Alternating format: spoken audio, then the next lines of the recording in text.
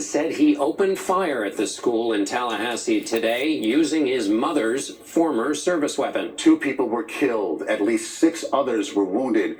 The suspect was wounded by the police before he was taken into custody. Skylar Henry is at the scene.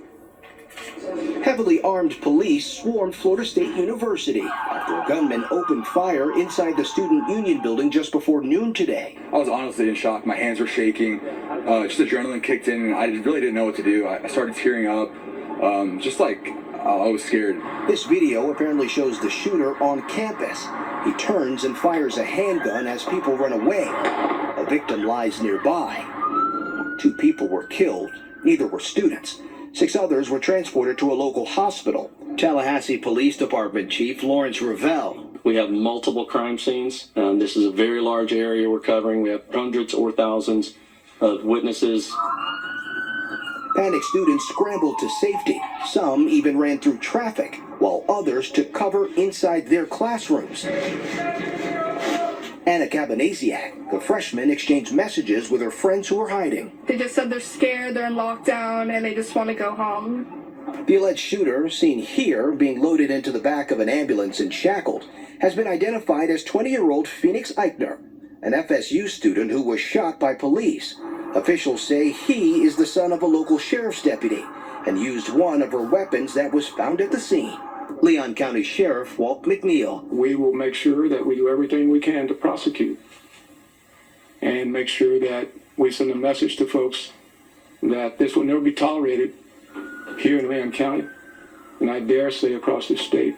Police say the shooter was a longtime member of the Leon County Sheriff's Office's Youth Advisory Council and had a series of engagements with the training involved with the department. As of now, there is no motive that has been released. Skylar Henry in Tallahassee, thank you.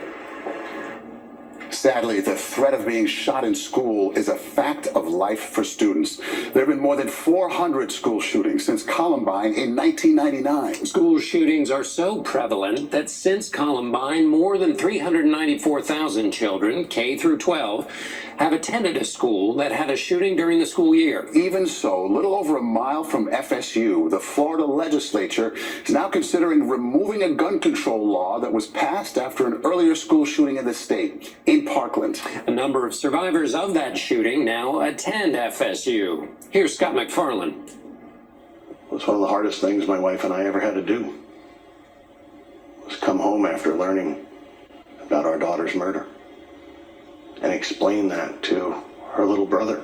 Tony Montalto's daughter, Gina, was a freshman at Marjorie Stoneman Douglas High School in Parkland, Florida, one of 17 people killed in the 2018 shooting there by a teenager. In the weeks after the tragedy, Florida passed a law which, among other things, prohibited most people under 21 from buying firearms, with Republican state leaders leading the way.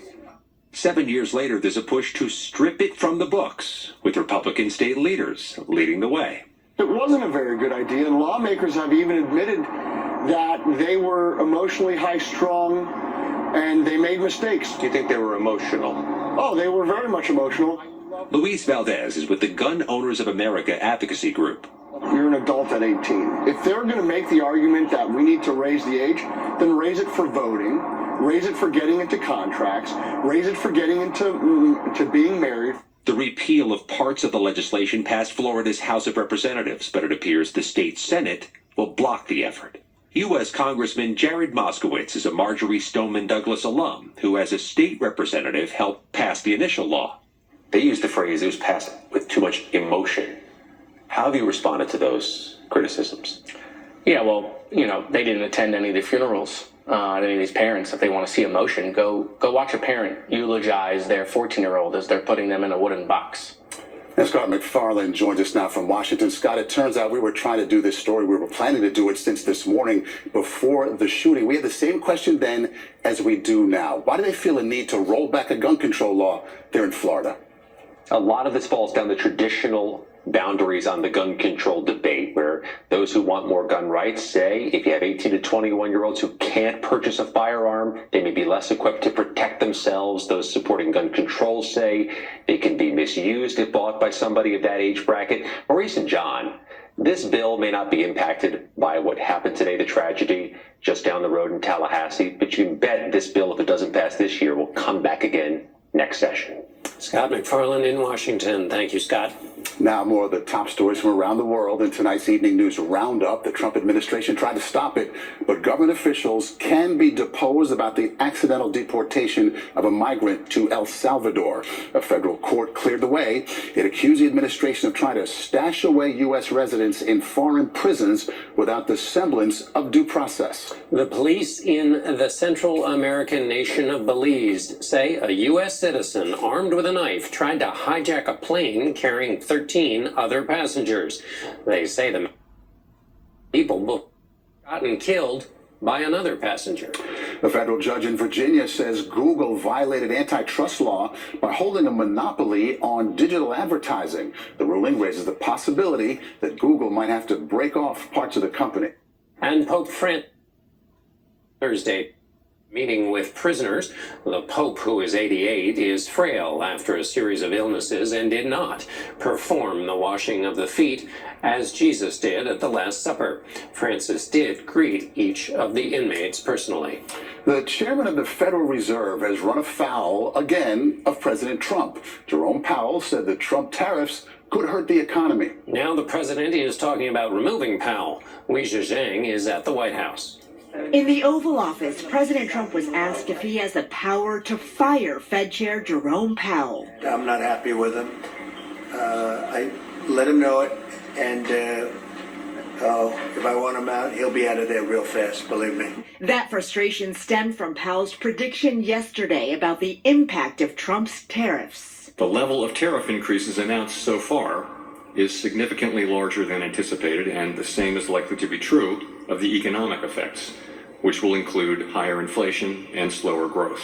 And from Powell's refusal to lower interest rates at Trump's demand. I don't think he's doing the job. He's too late, always too late. The president hasn't explicitly said that he's going to try to fire Jerome Powell. Does he even have the power to do that? My reading of the law is no. He does not have that power. Wendy Edelberg worked as an economist under Presidents Bush and Obama, and for the Federal Reserve Board for nearly 5 years. President Trump continues to talk about what he wants the Fed to do.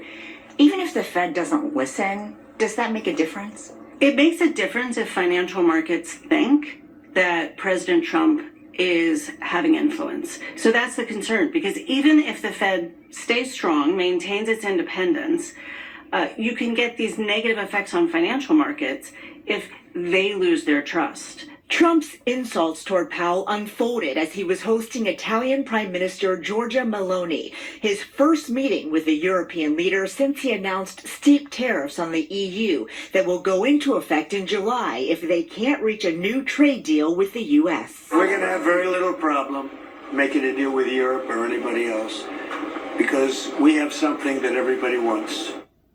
And Wei Zhang joins us now. By no means the first time Trump has thought of getting rid of Powell. They have a little history here. Yeah, even though it was Trump who nominated Powell, he has frequently lashed out at the Fed chair, even calling him the enemy during his first term. And in 2018, Trump actually considered firing him, but the president backed off after the markets tumbled. Past presidents have groused about the Fed chairman, but this is a new level, isn't it?